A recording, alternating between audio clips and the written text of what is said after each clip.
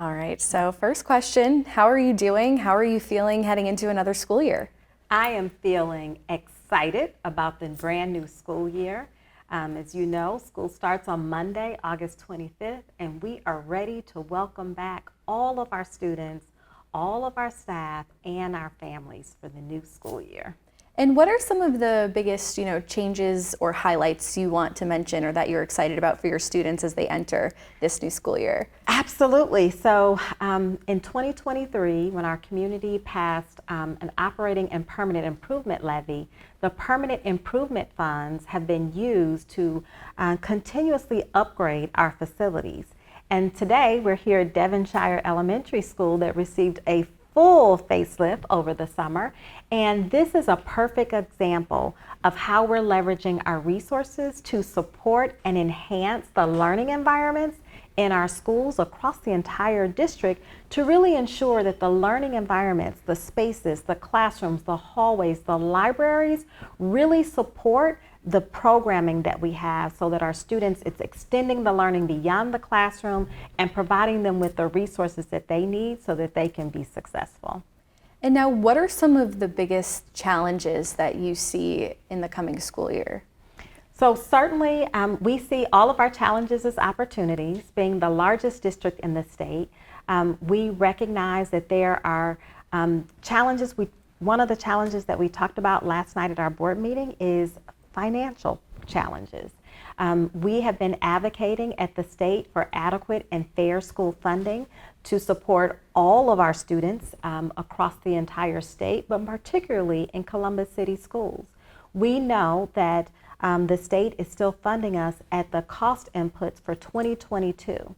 This is fiscal year 2026, and we recognize that the funding has not increased based on the expenditures that we have. You think about our own personal experiences since 2022, the cost of gas has increased, the cost of our utilities have increased, the cost of food has increased, and then you magnify that by 45,000 students that we have to serve, and we recognize that there's a gap. And so one of the many conversations that we'll be having throughout the upcoming school year is how do we really right size our district as well as our resources to really meet the demand of our students. Our number one priority is and always will be educating our students and ensuring they have what they need to be successful in the classroom. But in order to do that, we're going to have to make some tough decisions. We're going to have to think differently about how we allocate our resources, and particularly on the operations side.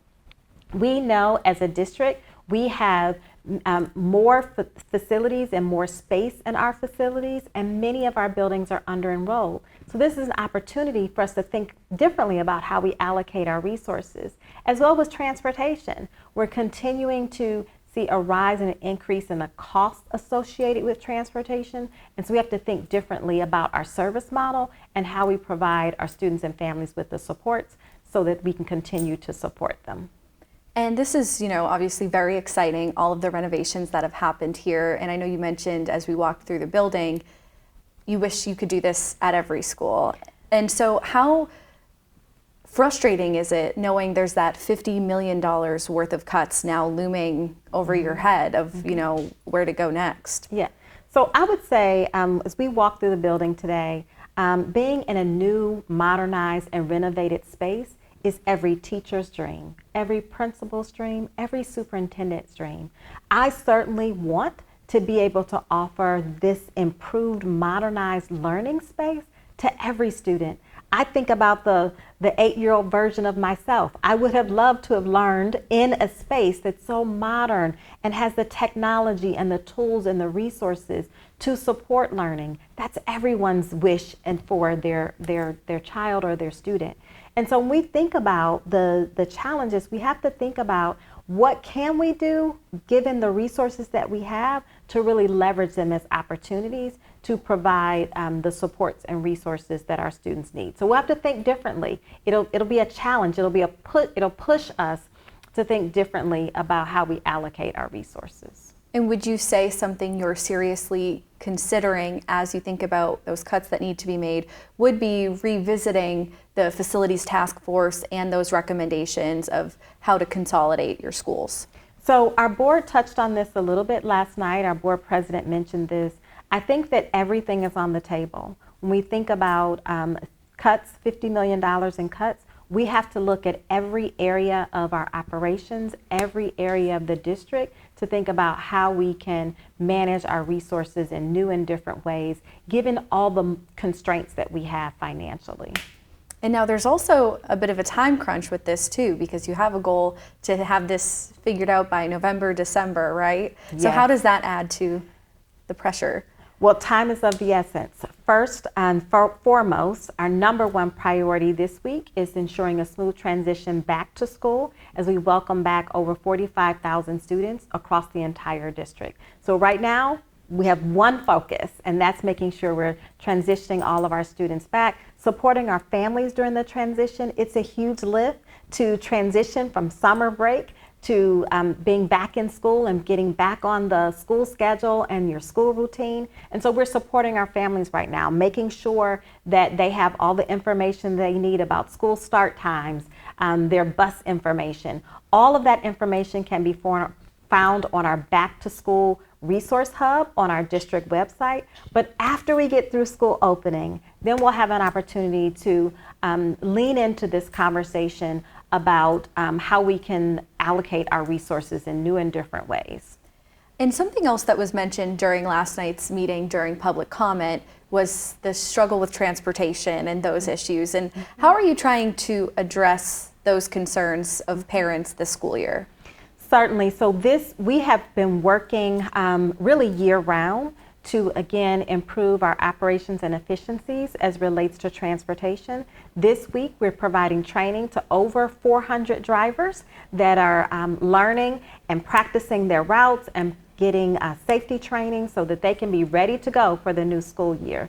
In addition to that, we have implemented a new strategy. We have invested in passenger vans so that we have smaller vehicles to transport our students to those more complex routes that doesn't require a 60-passenger bus. And so we've increased the number of passenger vans that we have. We've hired van drivers, we've gotten them trained.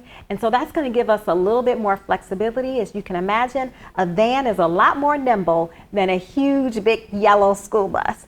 And so that's going to give us a lot more flexibility that we didn't have before to provide additional services and supports. We're also strengthening our communication with families, making sure they're being notified early of any changes to their route, what their pickup and drop-off times are. We've also increased our communication with our CMPs so that they know we're working with them. We want to make sure that we have their the most accurate information from those organizations so that we can provide the services, ensure that they have a strong start as well whenever their school starts, because usually we're all on different bell times as well as different start and end times.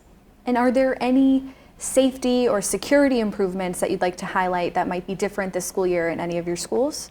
I would say that we're continuing to invest in technology and improvements as relates to safety and security. So here we talked a lot about the audio enhancements and the technology. You see the new smart boards that we have. But even for all of our schools, we're continuing to expand and invest in technology that helps us be able to spot challenges sooner and earlier. And so there's AI technology that can detect movement in a parking lot, and then there will be some type of signal to let anyone know that, hey, this area is being monitored. You might want to be mindful of how you're showing up in this moment. And so that's another opportunity for us to leverage technology in new and different ways and to provide the coverage as well as identify any blind spots that we may have.